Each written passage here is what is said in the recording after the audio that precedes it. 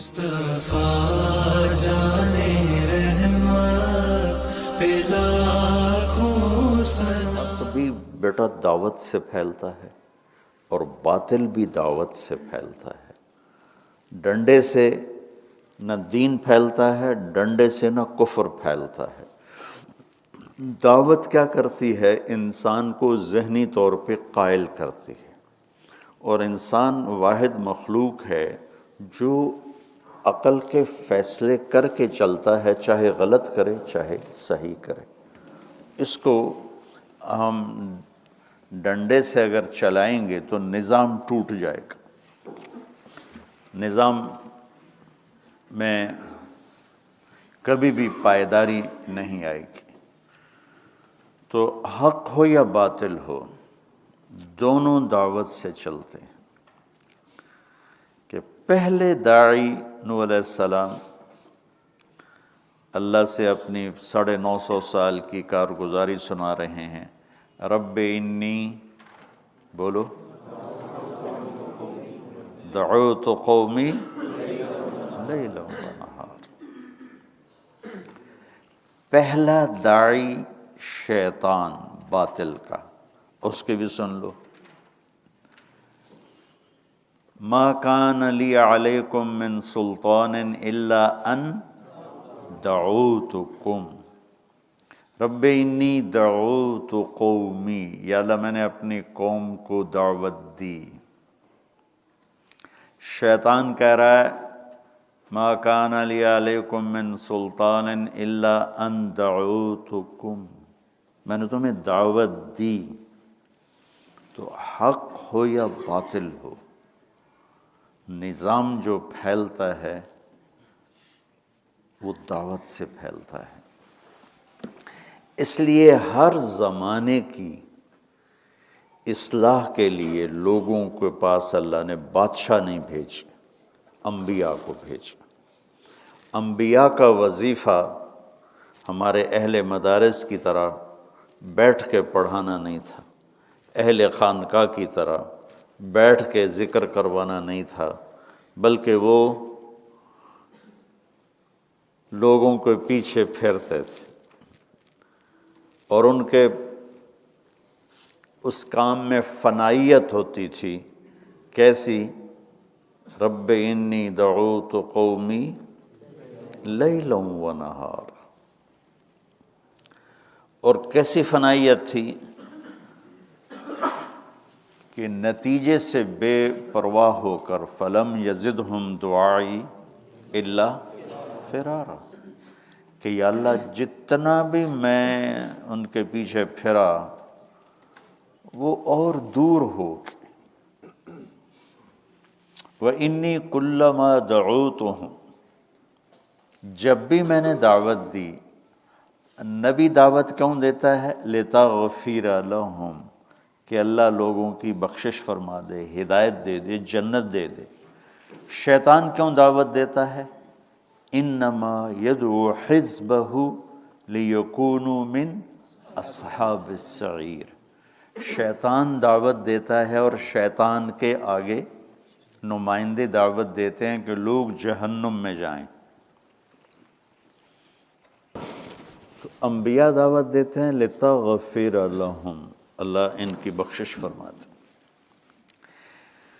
پھر نبی کس طرح فنا ہو کے دعوت دیتا ہے، کیسے اپنے آپ کو اس میں وہ مٹا دیتا ہے۔ آپ میری طرف متوجہ ہیں، میں آپ سے بات کر رہا ہوں، آپ صرف تھوڑا یوں اوپر دیکھنا شروع کر دیں تو میں بات نہیں کر سکوں گا، اور میری طبیعت پہ بوجھ آ جائے گا، یا میں آپ کو ڈانٹ ڈپٹ کروں گا، یا ویسے ہی سبق بند کر دوں گا۔ آپ اس ہستی کو دیکھو کہ جس کا سننے والا سامعین کیا تھے، جعلوا اصابعہم فی آذانہم، اس طرح لوگ بیٹھے ہوں، کسی میں ہمت ہے بات کرے؟ اور آگے کیا ہے؟ وَاسْتَغْشَوْا ثِيَابَهُمْ، چہروں پہ کپڑے ڈال لیتے تھے اور کانوں میں انگلیاں اس سے زیادہ بھی کوئی اعراض اور بے رخی دکھا سکتا ہے؟ میں حیران ہو جاتا ہوں نوح علیہ السلام کے ظرف پر کہ 950 سال ایسے لوگوں سے بات فرما رہے ہیں جو ان کے سامنے یوں بیٹھے ہیں. یعنی یہ اب بتاؤ آپ لوگ ایسے بیٹھو گے تو کیا ہوگا؟ مولوی شاید تو ڈنڈا اٹھا لے گا تم اگر ایسے بیٹھو گے میں اٹھ کے چلا جاؤں گا. اور وہ یہ ہے فنا فی تبلیغ، فنا فی الدعوہ. تو جب انہوں نے یوں کیا، جعلوا اصابعہم فی آذان، کانوں میں انگلیاں دے لی، واستغشوا ثیابہم، اور آنکھیں چہروں پہ کپڑے ڈال لی، وَأَسَرُّوا وَاسْتَكْبَرُوا اسْتِكْبَارًا، اور کفر پہ اور جمے اور تکبر میں اور آگے بڑھے. تو یا اللہ پھر میں نے کیا کیا کہ چھوڑ کے چلا گیا کہ جاؤ جہنم میں؟ کہا نہیں، ثم انی دعوتہم جہارا،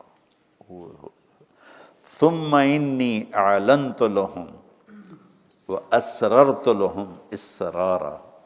یہ ثم یہاں پھر نہیں، ہٹ ہٹ کے وقفے وقفے سے یا اللہ میں نے پھر زور زور سے پکارا، چیخ چیخ کے پکارا، ایک ایک کے منت کر کے اس کو اسررت لہم اسرارا، ایک ایک کو پکڑ کر اسے سمجھایا. یہ انبیاء بیٹا کا طریقہ ہے دعوت، جس سے حق پھیلتا ہے. شیطان بھی فنا فی تبلیغ ہے اپنی کفر کی تبلیغ میں.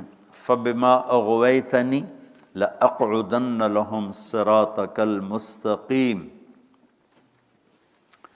تمہاری طرح 6 سال 7 سال اور تبلیغ والوں کی طرح سال نہیں لگاؤں گا. تم نے مجھے نکالا ہے، میں تیرے راستے میں جا کے ڈیرے ڈال دوں گا.